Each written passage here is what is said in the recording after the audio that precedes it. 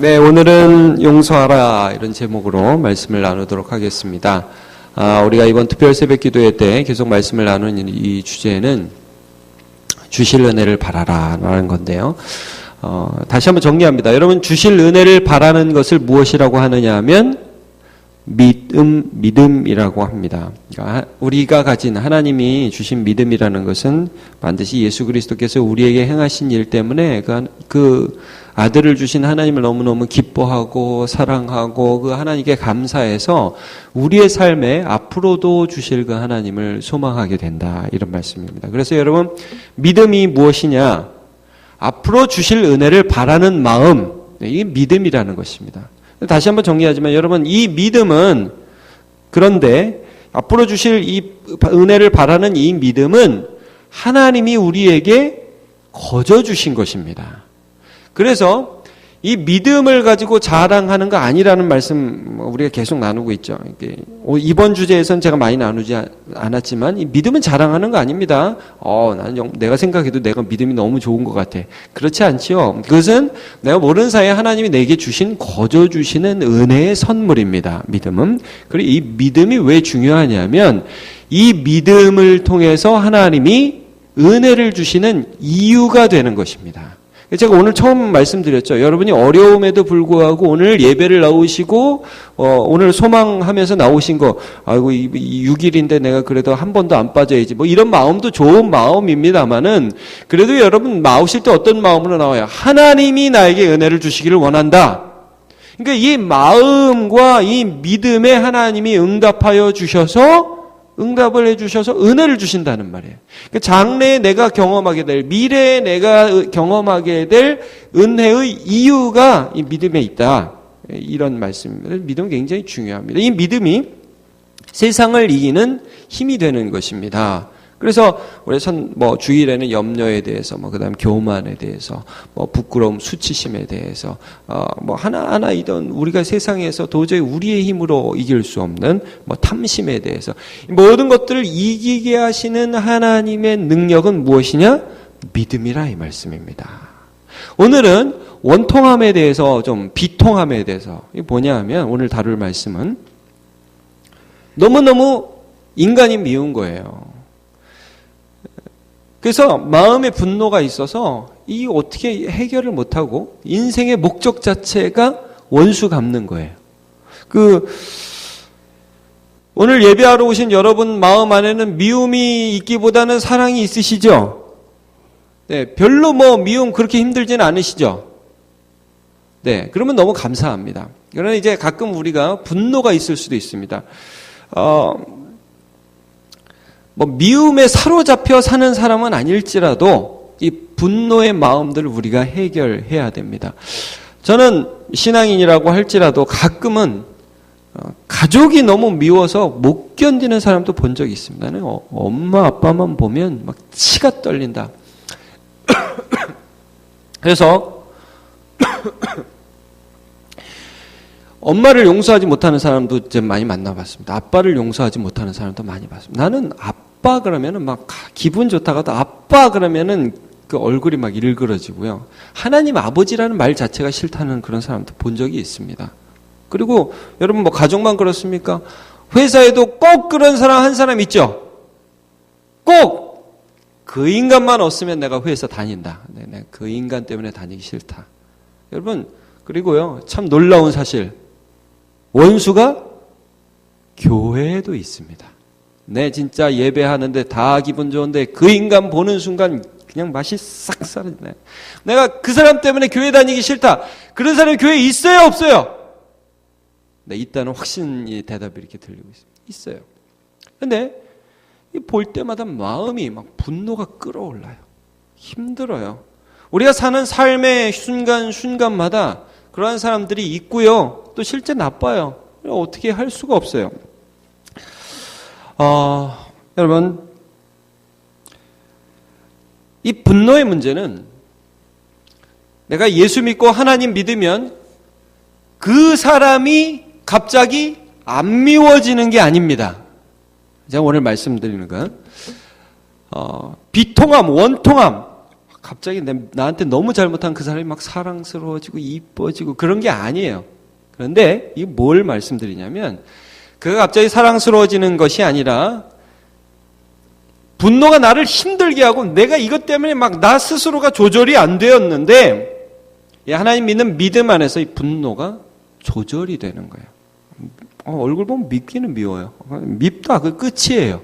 그게 막 나의 삶을 막 뒤엎고 막 내가 너 때문에 못 살아. 막 그리고 원수를 갚아야 돼. 무슨 여러분 중국 영화 옛날에는 대부분 그런 영화 아니었습니까? 중국 영화의 주제는 항상 원수 갚는 거죠. 아버지의 원수를 내가 갚기 위해서 일생을 딱 준비해가지고 원수를 딱 죽이고 그 영화 2편은 원수의 아들이 또 나한테 와가지고 또 내 원수 갚으려고 막 그래 뭐 이런 것들이 주제였단 말씀입니다. 그런데 우리가 하나님 믿는 믿음 안에서요, 이 미움의 문제, 분노의 문제가 하나님 앞에 드려지게 되면 저와 여러분이 자유하게 되는 줄로 믿습니다. 여러분 성경에 보면요, 이렇게 분노의 문제 때문에 사실은 망했어야 될 사람, 분노의 문제 때문에 너무너무 힘들어하고 그것으로 끝났어야 할 인생들이요, 원수 갚지 않고 하나님 믿어가지고 자유케 되는 영혼 많이 봅니다. 여러분 한나라는 여자 기억하십니까? 한나가 혹시 누구의 엄마였죠? 네, 사무엘의 엄마였습니다. 이 한나라는 여자는 그 원수가 한 명 있었습니다. 분인나. 자기의 남편 엘가나가 부인을 둘 뒀어요. 그러면 안 되죠. 자, 부인을 둘 둬가지고 자기는 아기를 못 낳고 사랑은 더 받는데 이 분인나라는 여자는 아기를 많이 낳았어요. 이게 시기가 되니까 아기도 못 낳는 여자, 네가 남편한테 사랑받는다고 생각하면 격동했다고요. 자, 한나가 그런데 이 격동시킴 때문에 마음이 아파서 너무너무 힘들어서 누구한테 갔어요? 하나님께 갔단 말이에요. 하나님께. 여러분 한나가 무엇으로 극복했죠? 이 분노의 마음을? 믿음으로, 하나님을 바라봄으로 극복을 했어요. 그리고 하나님께 약속받죠. 내가 하나님께서 너에게 아들 주시기를 원하노라. 엘리 선지자를 통해서 약속을 받잖아요. 그래가지고 얼굴을 씻고 다시는 수심이 없었더라. 사무엘상 1장에 나오는 말씀입니다. 여러분 또 그리고 요셉이라는 사람도 우리가 이틀 전에 살펴봤습니다. 여러분 요셉은 원수투성이었어요. 삶의 원수투성이었어요. 일단 형들이 다 원수예요. 형들이 10명의 그 형들 뭐 자기를 구덩이에 넣고 팔아버리고 뭐 죽이려고 하고 너무너무 힘들었죠. 그리고 그 종으로 갔을 때 자기를 꼬실라다가 꼬심에 실패해서 거짓말로 억울하게 누명을 뒤집어 씌워서 감옥에 쳐넣은 보디발의 아내, 그 여자 원수입니다. 그리고요 감옥에 가서 꿈을 해석해줘서 복직이 된 술 맡은 관원장 2년 동안 자기를 잊어버렸습니다. 그것도 원수입니다. 일을 부득부득 내가 이렇게 해줬는데 네가 그럴 수 있어, 나를 잊어버릴 수 있어, 이렇게 할 만한 상태에 있었던 사람이 요셉이었습니다. 그러나 요셉이 어떻게 모든 것들을 극복했느냐, 2일 전에 제가 말씀드렸죠. 그의 마음 안에 하나님 주신 꿈이 있었고 하나님에 대한 기대가 있었고요, 하나님을 바라보면서 이기는 거예요. 자, 다윗을 제가 잠깐 보도록 하겠습니다. 다윗도 뭐 엄청나게 많은 힘든 과정을 겪었죠. 뭐 그가 겪은 원수, 그의 마음의 비통함과 원통함과 내가 이 원수 진짜 갚아야 되라고 생각할 만한 사람이 사울이라는 왕이었습니다. 뭐 그를 얼마나 죽이려고, 다윗을 죽이기 위해서 얼마나 바둥바둥 애를 썼는지 모릅니다. 그러니까 다윗의 마음 안에 사울에 대한 비통함과 원통함과 내가 그 원수 갚아야지라는 생각을 가지면서 살 수밖에 없었던 사람이 다윗입니다. 그러나 여러분 다윗이 2번이나 사울을 죽일 수 있는 기회가 있었지 않습니까? 한 번은 자기가 숨어있는 굴에 사울이 들어왔을 때, 한 번은 사울의 진영에 너무너무 조용해서 가보니까 다 자고 있었어요. 그때 아비새라는 다윗의 최측근 장수가 이렇게 얘기합니다. 장군님, 제가 창으로 한 번에 끝내버리겠습니다. 이거 하나님 주신 기회입니다. 제가 이게 뭐 2번 찌를 것도 없습니다. 자, 다윗이 그때 어떻게 대답을 하느냐, 이렇게 대답을 하면 같이 보죠. 사무엘상 26장 9절 10절 시작. 다윗이 아비새에게 이르되 죽이지 말라. 누구든지 손을 들어 여호와의 기름 부음 받은 자를 치면 죄가 없겠느냐 하고, 다윗이 또 이르되 여호와께서 살아계심을 두고 맹세하노니 여호와께서 그를 치시리니 혹은 죽을 날이 이르거나 또는 전쟁에 나가서 망하리라. 여러분 다윗이 지금 뭘 알고 있느냐 하면 나를 너무너무 미워하는 사울을 하나님이 다루시리라는 것을 믿고 있습니다. 예. 여러분 우리가 예수를 믿고 있는데 진짜 하나님 요즘 뭐 하시는지 모르겠어요. 저런 놈 안 잡아가시고 이런 생각이 들 때가 있는 그런 사람들이 있잖아요. 저 인간 좀 잡아가시지. 저 인간 좀 뭐 하시나 요즘 하나님 바쁘신가 이런 생각이 들 때가 있잖아요. 그런데 다윗은 진짜 사울이 해도 너무한다 이런 생각이 들었는데도 뭘 믿었느냐 하면 사울은 하나님의 때에 다루신다. 그럼 나는 뭐예요? 여러분 이 사울을 다루신다는 건 어떤 의미냐면 나는 사울이 나를 멸망시킬 수 있는 사람이 아니라 나의 길은 하나님이 예비해 두셨다. 여러분 나는 하나님이 사울을 사용해 주셔서 훈련시켜 주시는 거고 나에게는 하나님이 주실 미래가 있고 그리고 사울은 하나님이 쓰신 다음에 계속 악하게 살면 하나님이 치신다. 믿은 거예요. 여러분 오늘 나를 너무너무 부당하게 힘들게 하는 사람 있죠? 여러분 치시지 마시기를 축복합니다. 예, 여러분 절대 치지 마세요. 여러분이 치지 마세요. 내가 저놈을 죽이고 나도 죽어? 그러지 말란 말이에요. 여러분 사세요. 괜히 남 죽이지 마시고 그러지 마세요. 남이 욕한다고 같이 욕할 필요 있어요?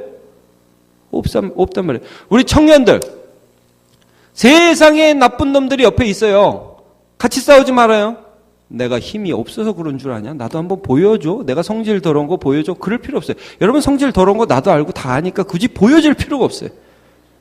그냥 죽게 맡기란 말이에요. 왜냐하면 그 사람은 하나님이 다루실 거고 나는 하나님이 또 나를 은혜로 다뤄주실 것이고 여러분 다윗이라는 사람이요 하나님이 자기의 인생을 인도해 주실 것을 알았을까요? 몰랐을까요? 알았어요. 그 알았다는 것은 어디에서 우리가 알 수 있죠? 여러분 다윗은요 이게 요셉하고 공통점이에요. 다윗과 요셉의 공통점. 어렸을 때 왕으로 기름 부음을 받았어요. 어렸을 때. 이새의 집에 사무엘이 와가지고 왕 삼으려고 그랬단 말이에요. 그런데 형부터 해서 7명이 자기 형들이 다 이제 안 된다는 그 얘기를 듣게 되죠. 이제 막내가 들에서 양을 치는데 막내를 부릅니다. 그래가지고 이제 기름 부음은 이 사건. 여러분 왕으로 세움을 받았음에도 그 다윗이라는 사람이 여전히 들에서 양을 쳤다고요. 그러나 그 어린 다윗의 마음 안에 하나님이 장래의 나를 미래의 나를 이스라엘의 왕으로 세워주실 것을 믿었다는 말이에요. 다윗은 그 소망을 가지고 현실을 살아갔어요. 하나님께 맡겼단 말입니다. 자, 여러분 오늘 본문을 한번 같이 읽어보겠습니다. 로마서 12장 19절에서 21절 말씀입니다. 시작. 내 사랑하는 자들아 너희가 친히 원수를 갚지 말고 하나님이 진노하심에 맡기라. 기록되었으되 원수 갚는 것이 내게 있으니 내가 갚으리라고 주께서 말씀하시니라. 내 원수가 줄이거든 먹이고 목마르거든 마시게 하라. 그리함으로 내가 숯불을 그 머리에 쌓아 놓으리라. 악에게 지지 말고 선으로 악을 이기라. 아멘. 야, 여러분 이거 참 귀한 말씀이죠. 악을 이기는 것은 같이 악하게 사는 것이 아니고 악은 하나님의 심판에 맡겨두고 나는 어떻게 살아야 돼요? 나는 선하게 사는 거. 그게 승리라는 거예요. 이게 가능한 사람은 어떤 것을 가진 사람이냐면 하나님이 나의 장래에 베풀어 주실 은혜, 나의 미래에 베풀어 주실 은혜를 바라는 믿음을 가진 자라는 말씀입니다. 여러분 시편 73편을 같이 한번 펴보시죠. 시편 73편을 한번 같이 펴보시겠습니다.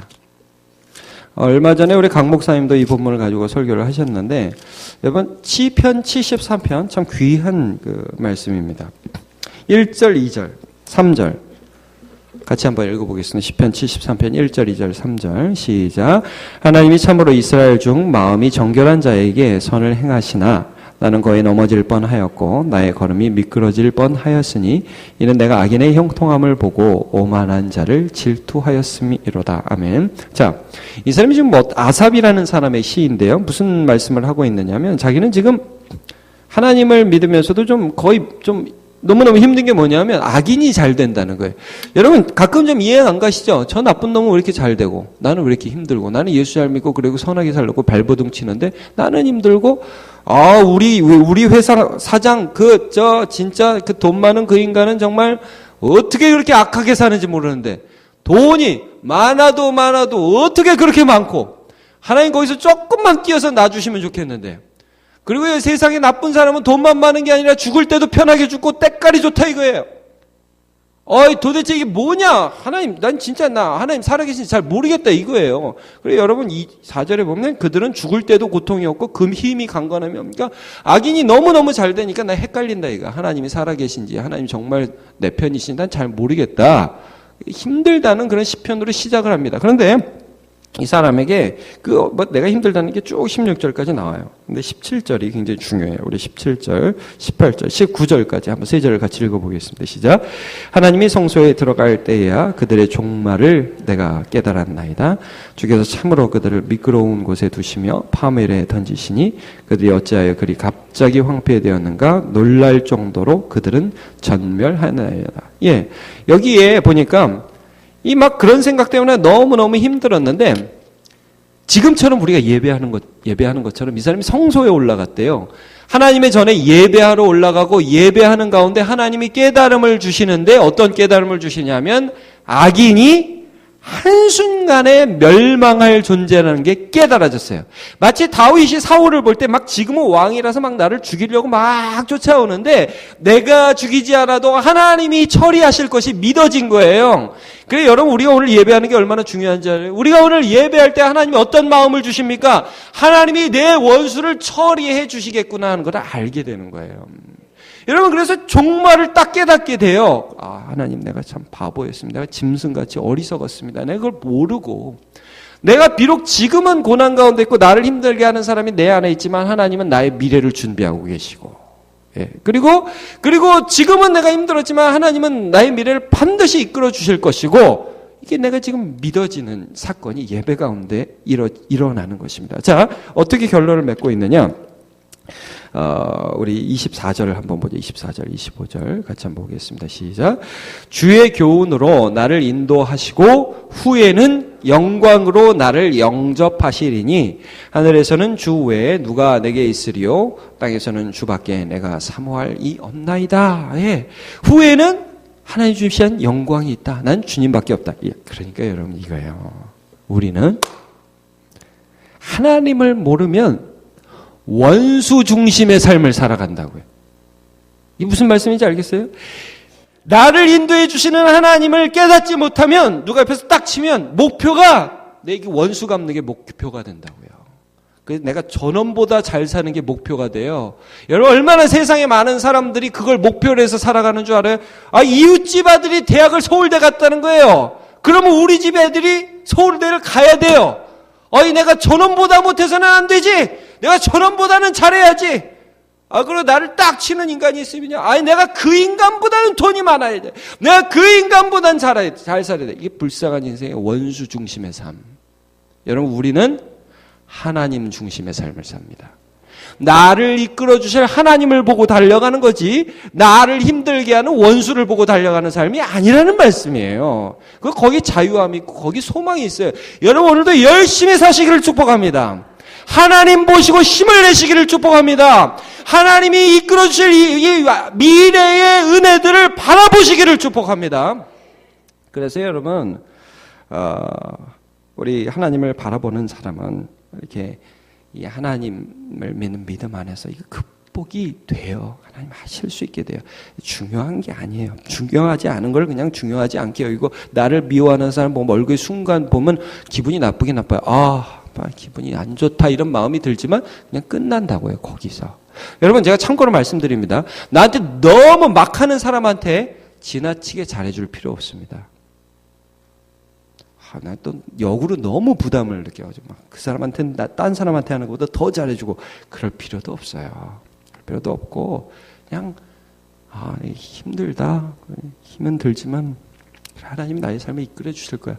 넘어가시란 말씀이에요. 맡기시란 말씀이에요. 하나님 바라보시란 말이에요. 이런 사람들이 왜 그 나를 힘들게 하는 사람을 용서하면서 살아갈 수 있느냐? 제가 간단하게 한 가지만 더 여러분 말씀 보면 이런 거예요. 여러분, 누구 미워하고 누구 힘들어하고 누구 때문에 분노가 일어나면 뭐를 잃어버리는 줄 알아요? 그런 과정에서 제일 힘든 게 뭐냐면 예배의 기쁨이 사라진다는 거예요. 기도의 기쁨이 사라진다는 거예요. 여러분, 우리가 분노 가운데 있고 너무너무 사람이 싫고 비통함과 원통함이 막 일어나면 손해가 막심합니다. 하나님과의 관계에서 실패하게 돼요. 여러분, 이거는 놓치면 안 돼요. 용서해줘야 돼요. 마태복음 18장에 보면 이런 비유가 있어요. 어떤 한 사람이 1만 달란트를 빚졌대요. 여러분, 달란트라는 게 성경에 나오죠? 한 달란트는 금 20kg에서 40kg 사이의 돈으로 그 당시 노동자가 16년 일해야 갚을 수 있는 돈이었습니다. 그러니까 1만 달란트 빚졌다는 것은 16만 년 일해야 갚을 수 있는 돈이라는 말이에요. 한마디로 못 갚는 돈을 탕감받았다는 거예요. 한 사람이 왕에게서. 근데 이 인간이 나가면서 어떤 사람을 만나냐면 자기에게 100데나리온 빚진 자를 만나게 됩니다. 데나리온이라는 것은 은 0.3g에 해당하는 돈으로서 노동자 하루 품삯에 해당합니다. 그러니까 10만 원으로 쳐도 100데나리온이라고 하면 1000만 원에 해당하는 것입니다. 물론 1000만 원 빚진 건 빚지고 못 갚는 건 나쁜 거죠. 근데 성경에 뭐라고 말하냐면 그 인간을 목살을 잡고 야, 너 안 갚을래? 이게 무슨 쓴맛을 봐야 되겠어? 네가 그래가지고 인간이 하고 옥에다 쳐 넣었대요. 여러분, 이게 무슨 말이에요? 나중에 이제 왕이 이 말을 듣고서 화가 나가지고 네가 지금 1만 달란트를 탕감을 받고 100데나리온을 용서를 못해? 너 일로 와. 내가 너를 집어넣을 거야. 이렇게 말을 했단 말씀입니다. 여러분, 이 비유에서 말씀하는 게 뭐냐면 이 사람 1만 달란트 빚진 자가 용서받았을 때는 사실은 앞으로 빚질 것까지 다 용서받은 거예요. 그러니까 다시 안 볼 사람이 아니라 왕이 그분께 나아가서 또 용서를 받고 그분이 좋아지고, 여러분, 나를 용서해 준 그분이 좋아지는 거잖아요. 여러분, 예수님께 용서받았으면 예수님이 더 좋아지시죠? 예수님이 나를 사랑해 주신 게 좋아서 다시 예수님께 나아가게 되죠? 이 인간은 1만 달란트 용서받고 나서 끝이, 용서받아서 고마워요. 땡큐 베리 마치. 그리고 나갔단 말이에요. 그리고 나 혼자의 삶을 살아갔어요. 다시 그 왕을 안 볼 사람처럼. 근데 여러분, 우리는 어떤 사람입니까? 다시 하나님께 나아갈 사람이라고요. 여러분, 앞으로 죄 지으실 겁니다. 근데 그때도 하나님 앞에 나갔을 때 나를 용서해 주신 그 하나님의 은혜를 받을 사람이라는 거예요. 자, 이 비유에서 끝에 이렇게 말씀을 하죠. 마태복음 18장 35절 같이 보겠습니다. 시작. 너희가 각각 마음으로 형제를 용서하지 아니하면 나의 하늘 아버지께서도 너희에게 이와 같이 하시라. 이 말씀은 하나님의 용서를 다시 바라고 나가는 존재로 그때 형제에 대한 믿음이 걸림돌이 되지 않게 하라는 말씀이에요. 여러분, 주기도문에도 이런 말씀이 있죠. 우리가 우리에게 죄 지은 자를 사하여 준 것 같이 우리의 죄를 사하여 줍시고. 이게 더 부담스럽지 않으세요, 여러분? 이 부담 안 돼요? 용서를 못했는데. 여러분, 우리는 기도하러 나갈 때마다 이런 부담이 있는 거예요. 내가 용서하지 아니하면, 내가 용서하지 않은 것이 하나님과 나 사이에 걸림돌이 된다. 그럼 여러분 물어보겠어요. 오늘도 예배하러 오는데 혹시 어젯밤에 부부싸움하고 오신 분 계세요? 여러분, 부부싸움 해보셨죠? 결혼하신 분들은. 네. 안 해보셨, 그런 분들 가끔 계시더라고요. 저는 평생 부부싸움 한 번도 안 해봤습니다. 좀 믿음이 잘 안 가는데 하여튼 그런 분이 있다고 그러는데. 근데 여러분, 하여튼 부부싸움 하면 기도가 잘 됩니까? 잘 안 됩니까? 네. 잘 안 됩니다. 물론 더 가난해져서 할 수도 있는 그런 경우도 있지만 기본적으로 분노가 가득할 때 기도가 안 돼요. 여러분, 이게 하나님 살아계신 증거예요. 우리가 분노를 갖고 평화의 하나님께 나아갈 수가 없어요. 여러분, 누가 막 미워요. 너무 미워요. 저 인간을 내가 치지라도 쳐야지 못 견디겠어요. 기도가 돼야 안 돼요. 안 돼요. 그러니까 여러분, 예배의 기쁨을 열망하는 자는 용서를 이렇게 해버리는 거야. 아, 내가 차라리 용서해버리고 말겠다. 내가 진짜 이거 끌고선 더 이상 하나님께 못 갑니다. 그래서 여러분, 예수님 뭐라고 그랬어요? 너가 예물 드리다가 누구하고 원망 들을 만한 일이 생각나거든 가서 그거 해결하고 와서 예배 드려라. 예수님 말씀하시죠. 자, 우리 마태복음 5장 23절, 24절 같이 보죠. 시작. 그러므로 예물을 제단에 드리려다가 거기서 내 형제에게 원망될 만한 일이 있거든 생각나거든 예물을 제단 앞에 두고 먼저 가서 형제와 화목하고 그 후에 와서 예물을 드리라. 시편 66편 18절 시작. 내가 나의 마음에 죄악을 품었다라면 주께서 듣지 아니하시리라. 그러면 여러분, 우리는 하나님이 우리의 인생을 쥐고 가신다는 그 믿음을 가져야 되고요. 또 하나, 지금 나눈 것처럼 하나님의 임재를 사모하는 마음, 하나님의 예배를 사모하는 마음 가운데에서 내 마음에는 원수를 하나님께 올려드리는 복된 주님의 백성들 되시기를 예수님의 이름으로 축복합니다.